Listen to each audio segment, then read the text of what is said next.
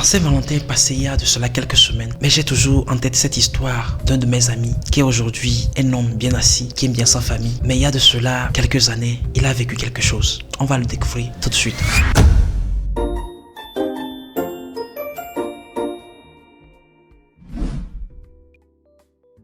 Alors, pour vous qui venez de découvrir la chaîne, sur cette chaîne, nous parlons de virilité, de dynamique sociale et surtout de l'Afrique. Mon nom est Cyril Ladewa. Alors, on y va pour l'histoire. Alors, mon ami dont je vous parle, il y a de cela quelques années, étudiant qu'il était, il était éperdument amoureux d'une autre étudiante, deux jeunes tourtereaux dans la fleur de l'âge. Vous imaginez ce que c'est, non? Alors, la Saint-Valentin approchait à grands pas. Il s'est décidé à surprendre sa copine, à lui faire plaisir, à fêter l'amour avec elle. Quoi de plus beau, n'est-ce pas? Il n'avait pas d'argent, donc il a décidé de s'endetter pour pouvoir lui acheter une très belle robe, une robe rouge. Vous imaginez, une robe rouge sur une jeune fille teint clair comme il les aime. Un bon cocktail, n'est-ce pas? Sauf qu'il n'a pas imaginé ce qui allait arriver le lendemain. Pour lui, il allait donner la robe la veille et le lendemain, la fille devait porter la robe, ils devaient sortir ensemble. La veille, il a bien donné la robe à sa dulcinée. Elle l'a reçue avec tout ce que vous savez. Oh mon ange, je t'aime bien et tout, qu'on sort. Avec des bisous par-ci par-là. Après de quelques échanges, elle est rentrée chez elle. Le plan était simple. Le lendemain dans la soirée, ils devraient se voir pour fêter l'amour. Le lendemain dans la matinée, ils sont appelés comme à l'accoutumée pour avoir les nouvelles l'un de l'autre.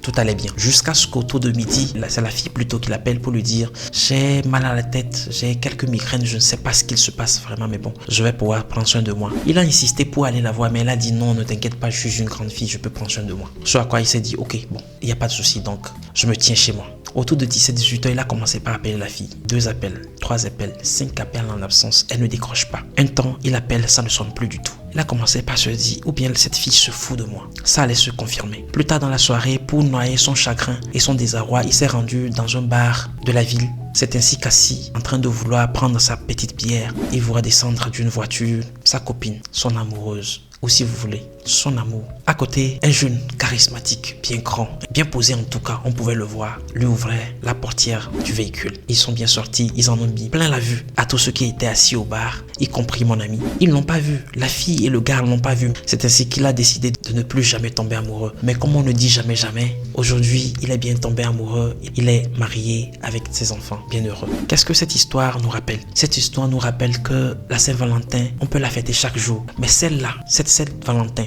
qui est décidée pour le 14 février de chaque année, c'est non seulement une bullshit, mais c'est une moquerie à l'endroit de la jeunesse. Cette Saint-Valentin que bien l'industrie garde au chaud et ressasse chaque année a des buts bien cachés. Le premier but bien caché de la Saint-Valentin, c'est que grâce à la Saint-Valentin, on distrait la jeunesse, surtout la jeunesse africaine. Cette jeunesse, moi y compris, qui ne savons pas fabriquer le moindre portable, qui ne savons rien fabriquer du point de vue technologique, jusqu'à parler des conserves alimentaires. Mais nous qui passons le temps dans les boîtes, dehors, à fêter le 14 février, ceux qui fêtent la Saint-Valentin de l'autre côté de la mer, de l'Atlantique, ils ont peut-être leurs raisons. Peu importe que la fête soit païenne ou chrétienne ou peu importe, ils ont les moyens de leur politique. Mais nous, qu'avons-nous déjà construit pour pouvoir gaspiller notre argent à fêter des fêtes qui ne nous concernent pas? Alors, en dehors du fait qu'on distrait la jeunesse, il y a un deuxième but caché. C'est qu'on tente de nous vendre à la femme. On tente de mettre la femme sur un piédestal. On semble nous dire que la femme est le prix. Alors que la réalité est simple. La femme, elle naît avec sa valeur depuis la naissance. Si elle est belle, elle grandira, on la draguera, on prendra soin d'elle. Alors que l'homme,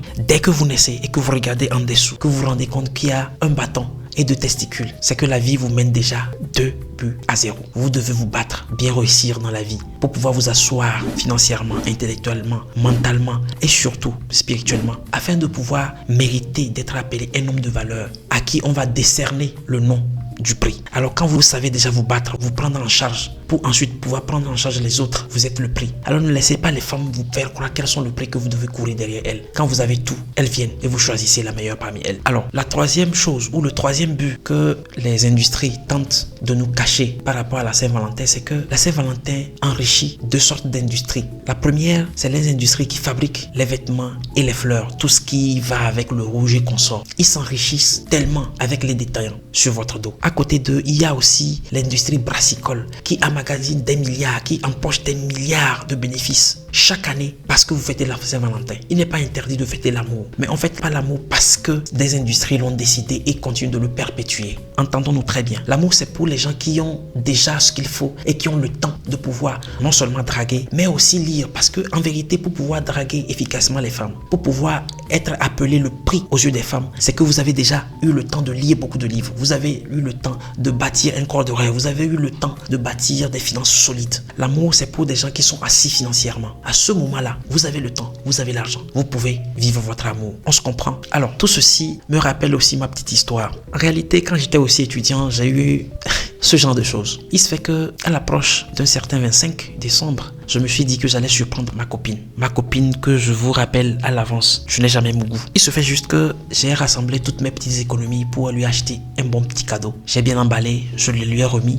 Sauf que je n'ai même pas reçu un simple merci par message. Je vous rappelle dans la foulée que j'ai dû appeler mon père pour qu'il m'envoie un peu d'argent afin que je puisse rejoindre la famille et fêter ensemble. Je l'ai toujours en tête comme si c'était hier. Heureusement que le monde est changeant, que tout grandit. Tout change si nous-mêmes nous décidons de changer. Par ces deux petites histoires, je voulais te rappeler, jeune frère, que j'ai un problème avec toi. Mon problème avec toi, c'est que tu perds le temps avec les femmes. C'est que tu penses qu'elles sont le prix et que tu es en train de te tuer littéralement pour qu'elles puissent accepter ton amour. Mon deuxième problème avec toi, c'est que tu penses que c'est l'amour d'Annie ou de Stéphanie qui va te rendre heureux, qui va créer ton bonheur. Alors que le bonheur, on le construit soi-même et la femme vient soit pour compléter ou dans la plupart des cas, t'aider à manger ce que tu as déjà engrangé. Mon autre problème avec toi, et celui-là il est plus important, c'est que tu es fainéant, tu es paresseux, tu procrastines, tu ne prends pas soin de toi, tu ne te lèves pas pour faire le sport, tu ne te lèves pas pour prendre soin de toi, lire, nourrir ton mental, acquérir de nouvelles compétences pour pouvoir asseoir tes finances, pour pouvoir asseoir ton moral, ton mental et ton aspect spirituel. C'est ça mon véritable problème avec toi. Parce qu'en réalité, quand tu auras pris soin de toi, quand tu t'auras construit suffisamment, aucune femme ne va t'insulter. Soit elle ne t'aime pas et quitte simplement, soit elle t'aime et reste et construit avec toi. Alors, je voudrais te dire de réserver tout cet argent que tu dépenses en l'air. Réserve ton énergie, réserve ton courage pour les combats plus importants de la vie. Parce que, et oui, nous sommes toujours